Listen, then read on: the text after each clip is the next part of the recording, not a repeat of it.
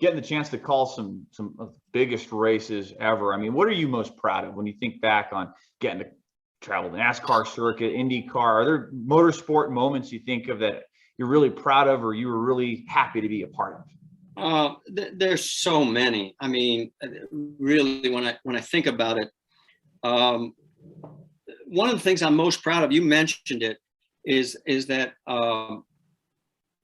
my versatility was that every week I was doing something else. You got to remember, in the early days of ESPN, we literally owned motorsports. ESPN was built on the back of motorsports. We were the only thing that was making money. So the more motorsports that we could get, that's what they wanted, because it was paying the bills. Most people don't know this. There was a stretch where ESPN was about to go under.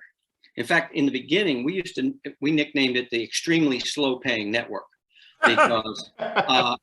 because I would be strung out 90 as much as 120 days before I would get checks. Oh. And you had to pay your expenses on your credit card, and then they would reimburse you when they had the cash. And they were always good for it, but I mean, you were strung out. And you have to remember that first event I did with Dave McClellan, I got the whopping paycheck of $250 for the whole weekend, plus expenses. And that's how tight budgeted ESPN was. You got to remember, this was a dream of Bill Rasmussen. Here's a guy who comes along and says, I want to do 24-hour sports. And everybody laughed at him. I mean, they thought, you're crazy. What are you going to fill it with? And, you know, we had Australian rules football. I mean, hell, if we could have sold tiddlywinks, we would have done it.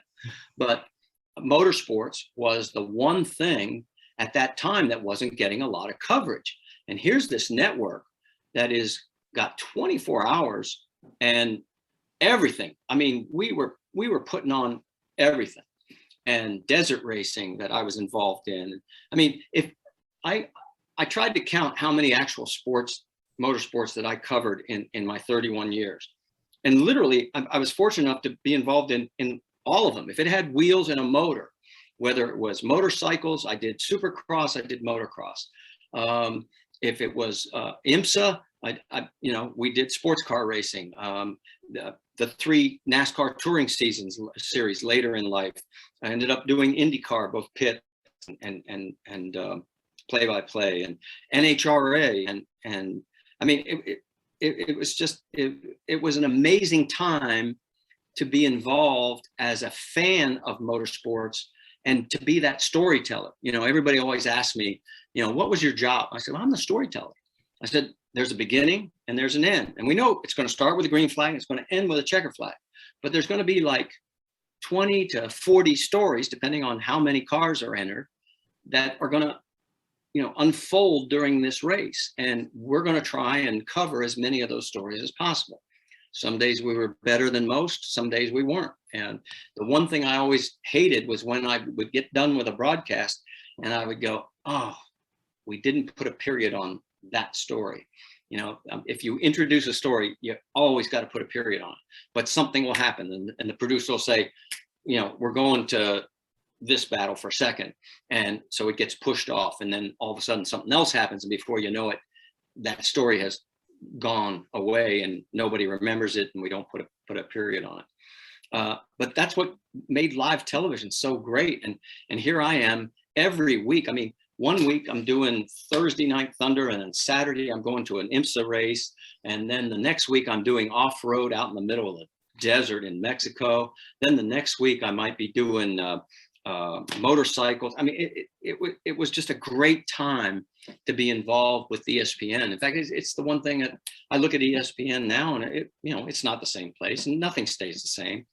But it was a perfect time for guys like me that just wanted to be involved in motorsports. Now, I never really answered your question. I always had this joke. I mean, there's so many great moments. I mean, being able to call Danica Patrick's one and only win at Motegi, John Force's 100th win in NHRA, Big Daddy Don Garlis and Shirley Muldowney's last trip down the track. Any of the IndyCar, the 8 IndyCar races at the 500. I mean, those are all special. But the one that, and it's hard. I still haven't been able to put it into the proper perspective, is unfortunately the worst day of my career was actually the best job that collectively we all did. And that was the day that Dan Weldon was killed at Las Vegas. And we were on the air for 2.5 hours from the time of the crash till the time we signed off. And not one of us made an error.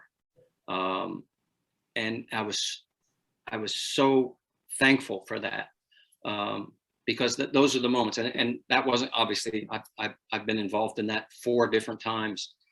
And, you know, each time I always said, I hope this is the last, but I always knew that, you know, it's going to happen again sometime, no matter what precautions we take. But that moment, when we got done and we could all look at each other and said, we did the best that we could. And I always had a joke with my producer, because I always said, if I do the perfect show, I'm going to retire, because there's no place to go but down. And as soon as I would make my first error, I would get in the talk back to the producer and I'd go, well, you're stuck with me for another week. And this was the one and only time. And it's sad because it happened in such a tragic event, and it's nothing to be happy about. I'm just glad that we didn't screw it up.